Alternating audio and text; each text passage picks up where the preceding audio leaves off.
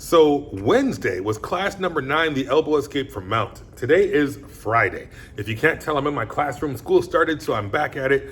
Not gonna be training or going to class as much as I was, but I'm still gonna be consistent because I've got a test to take pretty soon. However, let me explain what happened Wednesday night.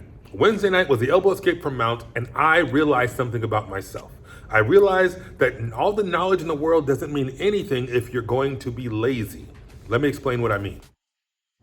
I don't like to think of myself as lazy, but that's really all I can call it because I recognize that even though I now had the knowledge of how to do the elbow escape and why my elbow escape didn't work in the past, I was being lazy as far as the amount of effort that I made to get to my side in order to do and to complete the move.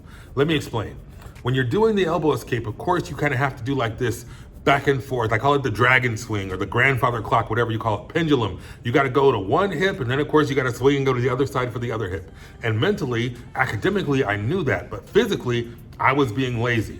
Now, back at my old Keep Showing Up, I used to have this mantra. I was getting smashed and my instructor told me how to survive. He said, you have to kind of be at a 45-degree angle. And I used to call it the kickstand. I had to kickstand my foot to keep myself from getting smashed. And I had to get my body to a 45-degree angle. So one of the mantras I used to tell myself when I was getting smashed in my very early days of Keep Showing Up was survive at 45. I would tell myself that I survive when I'm at 45-degree angle. So the same rules apply when it comes to the elbow escape.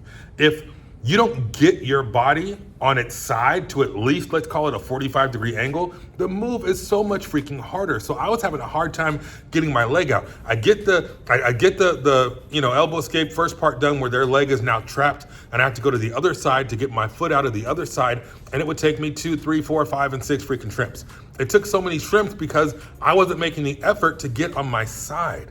I was trying to do it from flat on my back. And if you're flat on your back in jiu-jitsu, most of the time you're cooked. It's like bacon in a pan. If you're flat, you're getting fried. And so I used to tell myself, survive at 45, don't be flat. But since I haven't been rolling, I haven't thought about those survival mantras very much. And so I wasn't thinking about getting to 45 or surviving at 45. I was just thinking of academically doing the move and being able to reproduce and regurgitate the move for the test that I plan to take in the next couple of months.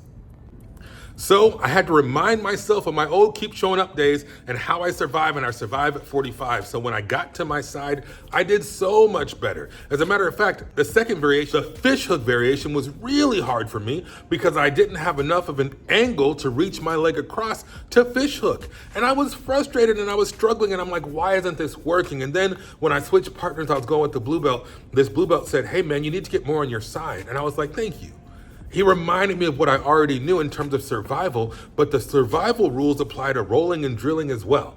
So if you're having a hard time getting your leg out in the elbow escape, I recommend that you survive at 45. If you're getting smashed, get yourself to a 45-degree angle and use your foot or whatever you can to kickstand and brace yourself so you don't get smashed and you can survive at 45. So I guess that's the big takeaway of this is don't be lazy in your drilling. Use the same rules that apply to sparring to develop good habits when you're drilling. And just like when you have your academic idea, you need to have your physical execution there too. And that might not sound very helpful. I don't know if that's a big grand takeaway. So just remember, survive at 45, get on your side, and then things will be that much easier. So I hope that's helpful, and I'm sorry for the delay in getting the video. Today is Friday. I plan to go to reflex development tonight. I will make a video about reflex development. I don't know if I'm gonna train tomorrow. I got some stuff going on, but I will keep you posted. And if you have any questions, comments, feelings, thoughts, opinions, maybe something you learned rolling that helps you with your drilling, maybe something you learned in rolling or in drilling that helps you with your rolling, let me know in the comments. You can hit me up on social media at Chris Learns Jiu-Jitsu. And now, of course, I gotta get going because the next class is about to start, which means you have to do 3 things. You have to stay focused, you have to stay positive, and you always have to stay vigilant. See you next time.